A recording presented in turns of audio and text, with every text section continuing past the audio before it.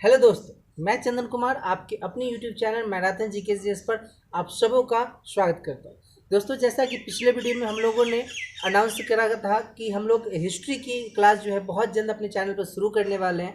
बस दोस्तों, इसी प्रॉमिस के साथ आज हम लोग हिस्ट्री की क्लास स्टार्ट कर दी है और आज हिस्ट्री का एक बहुत ही बेहतरीन टॉपिक, जिससे कि हर प्रतियोगिता परीक्षाओं में क्वेश्चन एकदम सर्टेन श्योर आता ही है, उस टॉपिक की शुरुआत करने वाले हैं।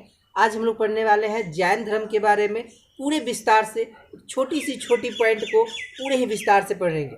चलिए दोस्तों, हमारे साथ इस वीडियो में अंत तक बने रहें ताकि आपके आने वाले किसी प्रतियोगिता परीक्षाओं में कोई भी क्वेश्चन इस टॉपिक से रिलेटेड ना छूटे। चलिए शुरू करते हैं आज की क्लास। चलिए दोस्तों, तो शुरू करते हैं जैन धर्म की क्लास। अगर हम जैन धर्म की बात करें दोस्तों, तो छठी शताब्दी की बात है। जब छठी शताब्दी हमारे देश में चल रही थी, उस समय कई सारे नए धर्म संप्रदाय का उद्भव हुआ हमारे देश में। और उस समय करीब कहा जा रहा है कि 62 जैन जो धर्म संप्रदाय थे उनका उद्भव हुआ था। उन्हीं 62 जैन जो संप्रदाय बने, उनमें दो संप्रदाय जो था वो आज के डेट में बड़ा ही महत्वपूर्ण बन गया है प्रतियोगिता परीक्षाओं के नजरिए से, जो है जैन धर्म और बौद्ध धर्म। तो आज की जो क्लास है दोस्तों, इसमें हम जैन धर्म क्यों बना, क्या है, इसके बारे में पूरा डिटेल पढ़ने वाले हैं, एकदम ग्रास रूट लेवल से। आखिर धर्मों की आवश्यकता क्यों पड़ी थी हमारे समाज को, तो वो सारी चीज़ों को हम लोग बड़े ही बारीक से समझने वाले हैं। तो अंत तक हमारे साथ इस वीडियो में बने रहें। दोस्तों, अगर हम बात करें छठी शताब्दी पूर्व की बात अगर करें, तो कहा जाता है कि मध्य गंगा के जो मैदानी इलाके थे भारत में, उन क्षेत्रों में बहुत सारे धार्मिक संप्रदाय का उदय हुआ था। बहुत सारे धर्मों का उदय हुआ, नए नए धर्म बनाए गए थे। और उस युग में करीब कहा जाता है कि 62 धार्मिक संप्रदाय जो थे वो लोगों को ज्ञात थे। आज के डेट में उनको लोगों के बारे में पढ़ते हैं कि करीब करीब 62 जो थे वो उस समय एक्टिव थे। और उन्हीं अज्ञात संप्रदायों में बात करें तो जैन धर्म और बौद्ध धर्म जो था, ये दो धर्म बड़ा ही प्रमुख माने जाते हैं। दोस्तों, जितनी भी प्रतियोगिता परीक्षाएं होती हैं सब में या तो जैन या तो बौद्ध या फिर दोनों से करीब करीब एक या दो क्वेश्चन तो हर सेक्टर में आपको मिलना ही है। तो अगर आप इस वीडियोस को पूरा देख लेते हैं तो आई होप आपसे जैन धर्म से रिलेटेड क्वेश्चन आपका एकदम नहीं छूटेगा, ये मेरी गारंटी। अगर हम बात करें इसके उद्भव का कारण कि आखिर नए जो धार्मिक संप्रदाय बने, उनके उद्भव का कारण क्या बना था। दोस्तों, आपको पता है कि हमारा जो समाज था, इतिहास में, प्राचीन इतिहास की अगर बात करें उन समयों में, तो जो समाज था उसको 4 वर्णों में डिवाइड किया गया था। और उसमें ब्राह्मण, क्षत्रिय, वैश्य और शूद्र, इन चारों वर्णों की जो विधि व्यवस्था थी, जो चलने का तौर तरीका था, यही सब कारण था इन नए धर्मों को लाने का। कुछ लोग जो थे वो इनके तौर तरीके से, इनके सिस्टम्स के अगेंस्ट थे और उन लोगों ने ही ऐसे धर्मों को लाने का प्रयत्न किया था इतिहास में। दोस्तों, अगर हम बात करें तो वैदिक उत्तर काल की बात है ये। उस समय हमारा समाज 4 वर्णों में विभाजित था। वर्ण का मतलब यहाँ पर दोस्तों कैटेगरीज है, 4 कैटेगरीज उस समय बनाई हुई थी। और वो कैटेगरीज थे ब्राह्मण, क्षत्रिय, वैश्य और शूद्र। ठीक है, इन 4 कैटेगरीज में जो थे वो डिवाइडेड थे। हर वर्ण का कर्तव्य अलग अलग निर्धारित किए गए थे। ठीक है, और उनके कर्तव्यों पर दोस्तों जोर भी दिया जाता था कि जो काम आपको डिवाइड करके दे दिया गया आप वही काम करेंगे। ठीक, और कहा यह जाता था कि जो वर्ण होते थे वो जन्म मूलक होते थे। मतलब ये है कि आप जिस वर्ण में जन्म लिए, आपका वर्ण वही हो जाएगा। आप भले काम कुछ ही करो, बट आपका जन्म मूलक वर्ण माना जाता था। ठीक है, और कुछ जो वर्ण होते थे उनको कुछ विशेष अधिकार भी प्राप्त थे। तो इस तरह से हमारे समाज में जो भेदभाव की जो परंपरा था, जो एक प्रचलन था, वो बहुत व्यापक स्तर पर था। इन्हीं सब का विरोध करते हुए इन धर्मों का विकास होता है। ठीक है, तो चलिए देखते हैं आखिर किस तरह से लोगों में भेदभाव का नजरिया पैदा होता था और उनके विरोध में कैसे ये धर्म एक्टिव हुए थे।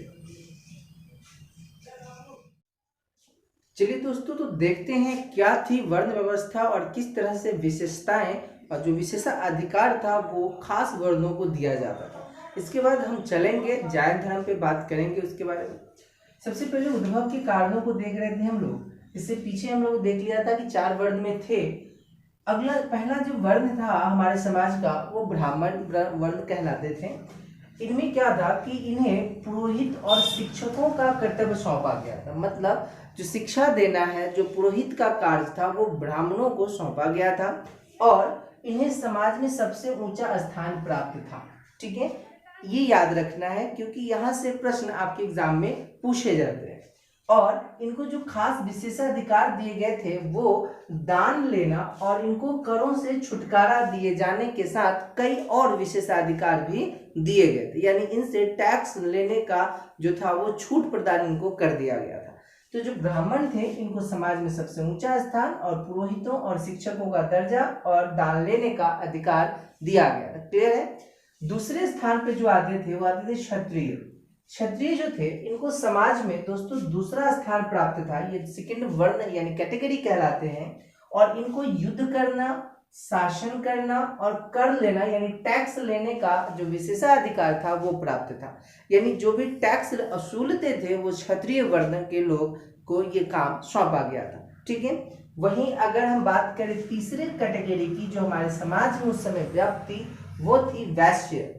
इनको समाज में तीसरा स्थान प्राप्त था और इनको खेती करना, पशुपालन करना, व्यापार करना, इस तरह के जो कर्तव्य थे वो इनको सौंपे गए थे।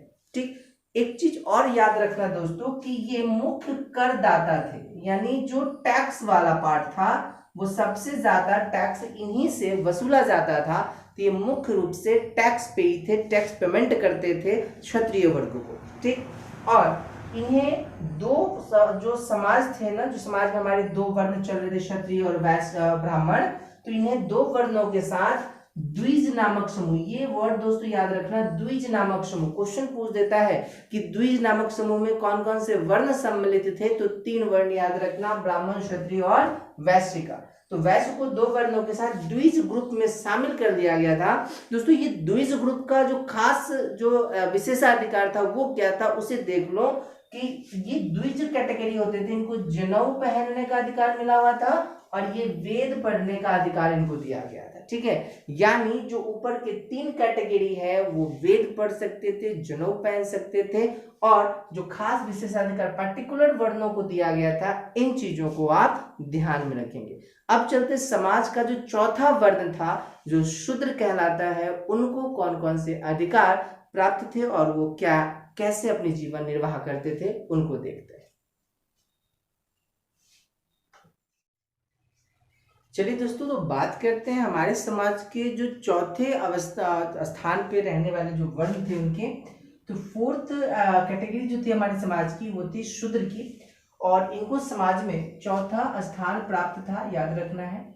और इनका जो काम था, क्या काम इनको दिया गया था, तो याद रखना है ऊपर के जो 3 वर्ण अभी हम लोगों ने पढ़ा, ब्राह्मण, क्षत्रिय और वैश्य, इन तीनों वर्णों की सेवा करना इनका कर्तव्य बताया गया था हमारी समाज में। और इनसे देखो इनकी जो विशेषाधिकार क्या छीना था, क्या दिया गया था इनको, कि इन्हें जनेऊ पहनने और वेद पढ़ने का अधिकार नहीं था। ये खास बातें याद रखना है।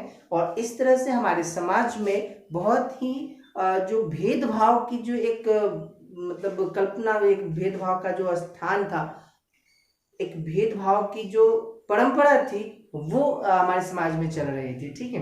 अब होता है क्या है कि इस तरह के वर्ण व्यवस्था के कारण समाज में तनाव पैदा होना स्वाभाविक था और वही हुआ भी। हमारे समाज में बहुत ज्यादा तनाव पैदा हो जाता था ऐसी भेदभाव के कारण। और क्षत्रिय लोग जो थे वो इस तरह के वर्ण व्यवस्था के विरोध करते थे, है ना। क्षत्रिय जो थे, जो समाज के दूसरे कैटेगरी के वर्ण थे, उनका कहना था कि इस तरह का जो भेदभाव उनका ना हो, विरोध करते थे। और आपको बता दूं कि महावीर भी एक क्षत्रिय थे। ठीक है, याद रखना, महावीर भी एक क्षत्रिय कुल से बिलोंग करते थे। आगे हम लोग देखेंगे इसके बारे में। और स्थिति यह बन गई थी कि समाज एक ऐसी धर्म की खोज में थी जहां उनकी सामाजिक स्थिति सुधारा जा सके, जहां पर उनसे कोई भेदभाव ना किया जा सके। तो ऐसे ही धर्म की तलाश में थी और इन्हीं सब कारणों से जो हमारी समाज थे उसमें कई सारे नाना प्रकार के जो धर्म थे वो बनाए गए। आगे देखें कि जो जैन धर्म जब बना तो जो शुरुआती हमारी व्यवस्था थी वर्ण व्यवस्था, उसको ये महत्व नहीं दिया था और इस तरह से जैन धर्म की उद्भव हो जाती है और जैन धर्म हमारे समाज में काम करना स्टार्ट कर देता है। अब चलते हैं हम लोग जैन धर्म के पीछे।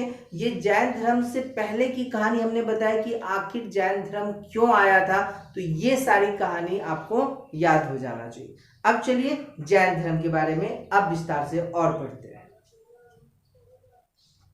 अब बताते हैं जैन धर्म की कहानी कि जैन धर्म जो बना वो कैसे बना और किस किस जो कौन कौन सा पॉइंट है वो महत्वपूर्ण है, उन सारी चीजों को देख लें। सबसे पहले जैन धर्म की अगर हम बात करें तो इसके फाउंडर की अगर हम बात करते हैं, संस्थापक जिसको आप कहते हो, तो इसके संस्थापक ऋषभ देव को माना गया है।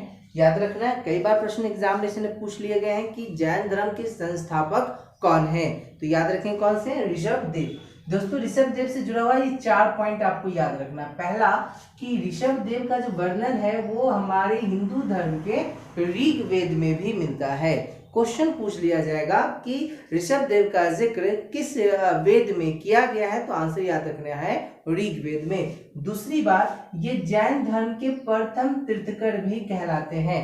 दोस्तों ये तीर्थंकर क्या होते हैं, तीर्थंकर जिसको कहते हैं इसके बारे में हम लोग अभी बात करेंगे। तो प्रथम तीर्थंकर है और ऋषभ देव के 2 अन्य नाम भी है। इन्हें कहीं कहीं आदिनाथ तो कहीं कहीं ऋषभनाथ के नाम से भी जाना जाता है। तो ऋषभ देव के बारे में ये 4 पॉइंट आपको याद हो जाना चाहिए और इन चारों से प्रश्न पूछ लिए गए हैं। अब देखो कुल तीर्थंकर की बात करें, तीर्थंकर क्या होता है, तो दोस्तों इनको आप समझ लो गुरु कह लीजिए, प्रचारक कह लीजिए, जैन धर्म को प्रमोट करने वाले व्यक्ति कह लीजिए। तो इस तरह के जैन धर्म में टोटल 24 गुरु या प्रचारक हुए थे जिनको वहां उस धर्म में तीर्थंकर टर्म किया जाता है। ठीक है, तो याद कर लेना है कुल कितने तीर्थंकर हुए इसमें, तो 24 कुल तीर्थंकर हुए, जिसमें अगर हम देखें तो 15 तीर्थंकर जो हैं ये आपके पूर्वी उत्तर प्रदेश तथा बिहार से बिलोंग करते थे। यानी मैक्सिमम तीर्थंकर देने वाला 2 राज्य याद रखना, यूपी और बिहार। आगे देखें, इसमें सारे तीर्थंकर इंपॉर्टेंट नहीं है, लेकिन हम लोग सभी के नाम आगे करेंगे और वहां से कई बार एग्जाम में क्वेश्चन आ गया, जैसे कि बिहार पुलिस में पूछ लिया गया था तीसरे तीर्थंकर का नाम, तो सारे नाम हम करने वाले। फिलहाल जो महत्वपूर्ण है उनको देखें, तो जो 23वें तीर्थंकर बने इनसे रिलेटेड क्वेश्चन आपके एग्जाम में कई बार पूछा गया। 23वें तीर्थंकर जो थे उनका नाम था पार्श्वनाथ। याद रखना है दोस्तों, दिमाग में फिट कर लीजिए, पार्श्वनाथ 23वें तीर्थंकर हुए थे।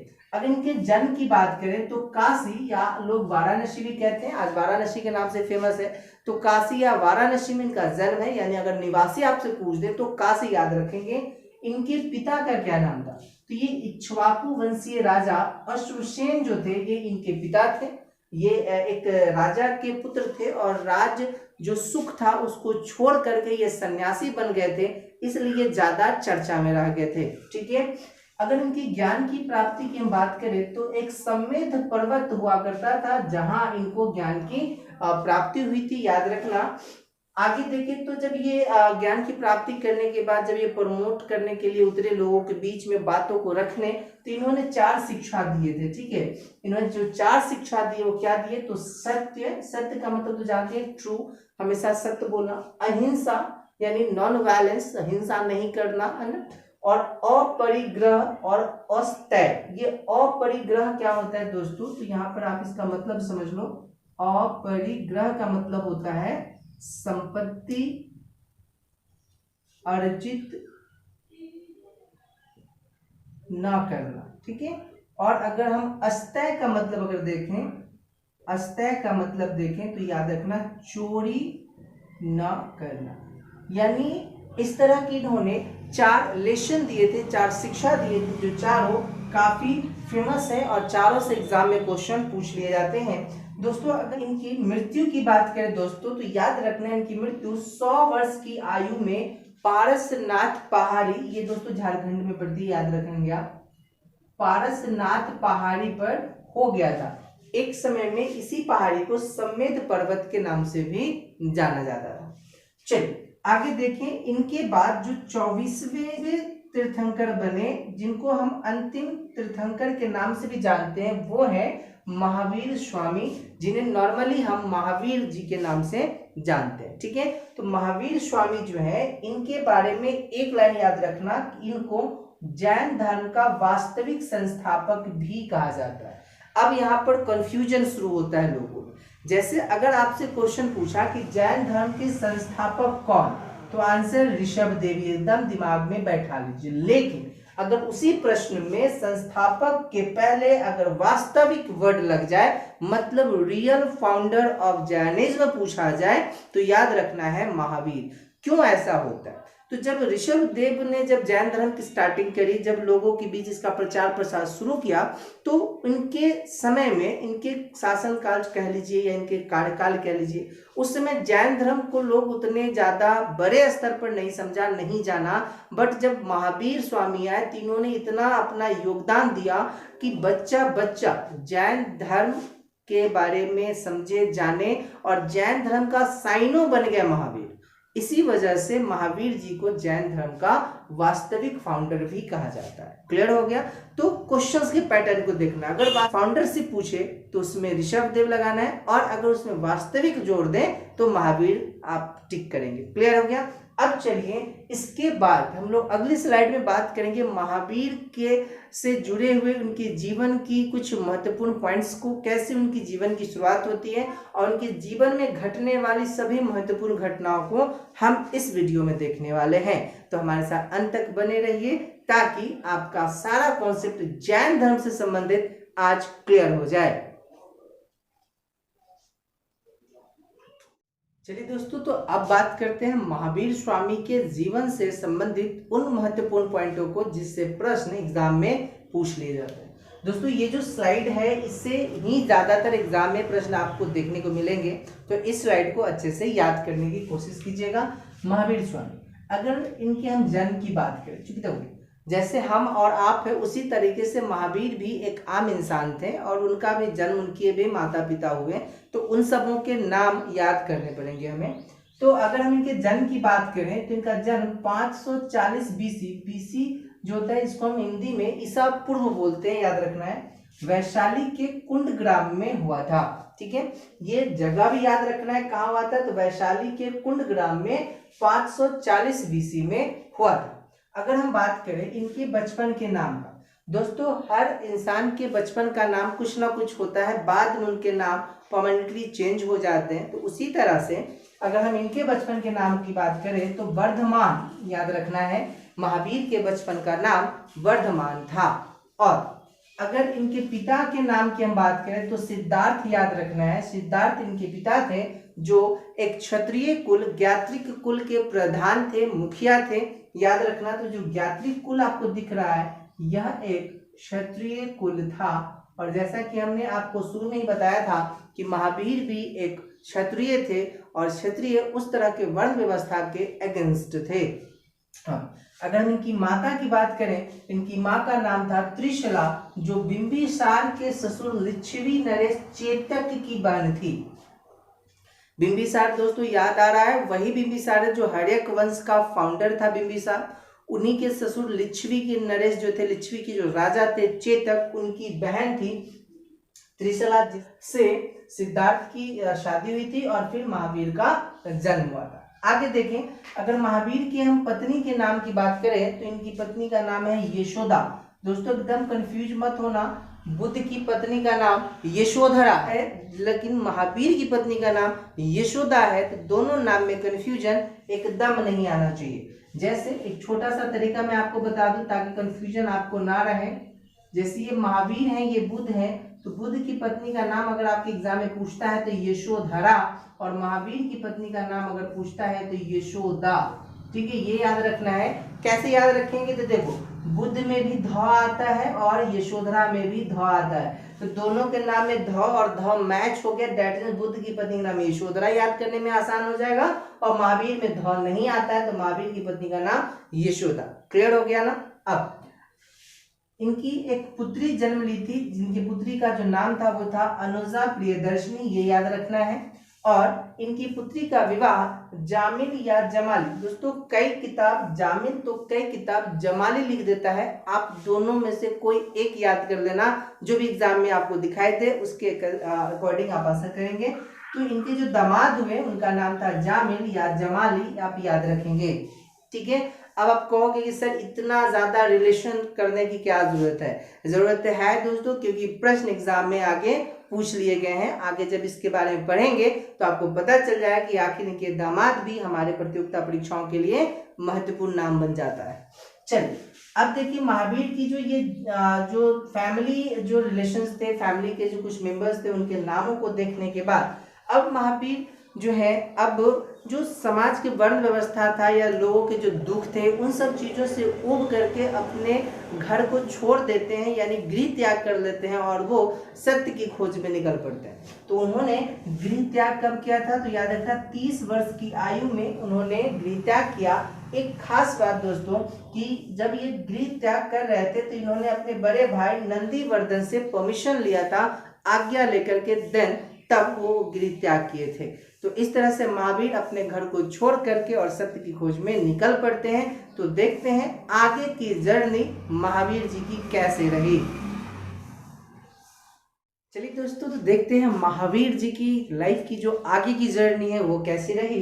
तो सबसे पहले जब वो घर गृह त्याग करके जब बाहर निकले अपने बड़े भाई नंदीवर्धन से परमिशन लेकर के, तो वो तपस्या के लिए चले और इन्होंने कुल कहा जाता है कि 12 वर्ष तपस्या करने के बाद तब जाके महावीर को ज्ञान प्राप्ति हुई थी।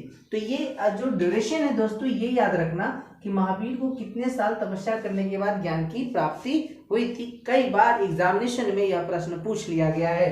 आगे देखें, जिस वृक्ष के नीचे तपस्या किया करते थे उस वृक्ष का नाम था साल वृक्ष। कभी कभी वृक्ष का नाम भी पूछ लेता है कि किस वृक्ष के नीचे महावीर को ज्ञान की प्राप्ति हुई थी, तो वो था साल वृक्ष। और अगर स्थान की बात करें कि कहाँ इनको ज्ञान की प्राप्ति हुई थी, तो वो था जृंभिक ग्राम। तो ये भी याद रखना है, वृक्ष याद रखना है, गांव याद रखना, तपस्या का साल। वहीं अगर हम बात करें किस नदी के किनारे, दोस्तों जब भी कोई भी तपस्या वगैरह करने के लिए जब जाते थे तो अक्सर नदी के किनारे ही उनको ज्ञान की प्राप्ति की कहानी आपको इतिहासों में मिली होगी। तो अगर हम महावीर की बात करें तो इनको जो ज्ञान मिला था वो ऋजुपालिका नदी के किनारे मिला था। तो इस तरह से ज्ञान प्राप्ति से संबंधित ये 4 पॉइंट आपको याद हो जाने चाहिए। आगे देखें, जब इनको ज्ञान प्राप्ति हो गया, अभी तक ये वर्धमान के नाम से जाने जाते थे, अब ये महावीर कहलाने लगेंगे। इसके साथ ही इनको कई सारी उपाधि दी गई, जैसे इनको जिन कहा गया जिसका अर्थ होता है विजेता। कई बार प्रश्न यह पूछ लिया गया है कि सुख दुख पर विजय प्राप्त करने के लिए महावीर को किसकी उपाधि दी गई है? तो आंसर याद रखना है, जिन की उपाधि दी गई है, यानी इन्होंने सुख दुख पर विजय प्राप्त कर लिया था। आगे देखें, इनको अहर्त की उपाधि दी गई जिसका मतलब होता है पूजनीय यानी रिस्पेक्टेबल। और इनका आगे देखिए तो निग्रंथ भी इनको कहा गया है जिसका अर्थ होता है बंधनहीन। तो ये 2-4 उपाधियों का नाम याद रखना है। अब जब महावीर आगे बढ़े, जब इन्होंने अपना प्रचार प्रसार का दौर शुरू किया, उस समय कहा जाता है कि इन्होंने अपने अनुयायियों का एक नाम दिया और कहा जाता है कि महावीर के अनुयायियों को खासकर निर्ग्रंथ के नाम से जाना जाने लगा था, यानी उनके अनुयायियों को निर्ग्रंथ कहा गया था। और जब इन्होंने उपदेश देने की बात कही, जब इन्होंने अपना उपदेश देना शुरू किया, तो एक पर्टिकुलर दोस्तों भाषा होती है किसी भी उपदेश देने वाले व्यक्ति की। तो इन्होंने जो उपदेश दिया वो दिया था प्राकृत भाषा, या आप इसे अर्धमगधी भाषा भी कह सकते हैं। तो दोनों में से कोई एक याद रखना है, दोनों में से कोई भी एग्जाम में पूछ सकता है कि महावीर ने किस भाषा में उपदेश दिए थे। आगे देखिए, जब इन्होंने उपदेश देना शुरू किया तो इनके जो फॉलो करने वाले लोग हो गए, इनको जिनके फॉलोवर हो गए, जिसको हम अनुयायी बोलेंगे, इस क्रम में सबसे पहला नाम दोस्तों जामिल या जमाली का आता है। यही दोस्तों ये जामिल या जमाली वही है जिनकी शादी इनकी पुत्री अनुजा प्रियदर्शनी से हुई थी, यानी यह कह लीजिए कि महावीर का प्रथम अनुयायी जो था वो इनका दामाद बना था। क्लियर हो गया? इसलिए हम लोग पिछले स्लाइड में दामाद तक की बात को किया था। धीरे धीरे महावीर की बातों में महिलाओं का भी इंटरेस्ट आने लगा, उनको भी रुचि आने लगी। और महावीर की प्रथम महिला अनुयायी की अगर हम बात करें तो वो बनी थी चंपा, जिनका वास्तविक नाम पद्मावती भी था। ये पद्मावती दोस्तों वो पद्मावती नहीं है जो दिल्ली सल्तनत काल में जो कहानी आपने देखी, अभी जो मूवी आई थी वो वाली नहीं। ये चंपा उस समय एक देश हुआ करती थी जिसकी राजकुमारी थी ये पद्मावती। और अगर हम देखें इनके पिता का नाम, इनका नाम था दधिवाहन, इनके पिता थे, जिनकी पुत्री चंपा महावीर की प्रथम महिला अनुयायी बन गई थी। तो इस क्रम में देख लिया हमने महावीर की कैसे ज्ञान प्राप्ति की जो कहानी है वो आपको कैसे याद करना है। आगे देखें तो जब महावीर में कई सारे अनुयायी उनको जोड़ के महावीर के कई सारे अनुयायी होने लगे तो इन्होंने क्या किया कि अपने अनुयायियों को 11 गणधरों में बांट दिया। दोस्तों ये याद रखना, गणधरों का मतलब होता है ग्रुप में बांट दिया इन्होंने, 11th ग्रुप में डिवाइड कर दिया। एक खास बात और बता दूं, आर्य सुधर्मा, ये जो व्यक्ति का नाम आपको दिख रहा है आर्य सुधर्मा, ये एक ऐसा जीवित गंधर्व था जो महावीर के मृत्यु के बाद भी जिंदा रहा था। यानी महावीर जी का डेथ हो गया फिर भी यह गंधर्व जो था ये जीवित था, और आगे चलकर यही आर्य सुधर्मा जो है ये जैन धर्म का प्रथम थेरा बोलते हैं दोस्तों, इसको प्रथम थेरा या मुख्य उपदेशक कह सकते हैं आप, मुख्य उपदेशक। ठीक है, क्वेश्चन अगर आपसे पूछ दिया कि जैन धर्म के प्रथम थेरा या मुख्य उपदेशक कौन बने, तो आंसर याद रखेंगे आर्य सुधर्मा, न कि महावीर। कई बार गलतियां लोग कर बैठते हैं और महावीर को मुख्य उपदेशक प्रथम लगा देते हैं, ऐसा गलत हो जाएगा। आंसर याद रखना आर्य सुधर्मा। ये वीवीआई पॉइंट कर लो, कई बार एग्जामिनेशन में पूछ लिया गया है। तो चलिए दोस्तों आगे देखते हैं महावीर से संबंधित कुछ और महत्वपूर्ण पॉइंट्स को।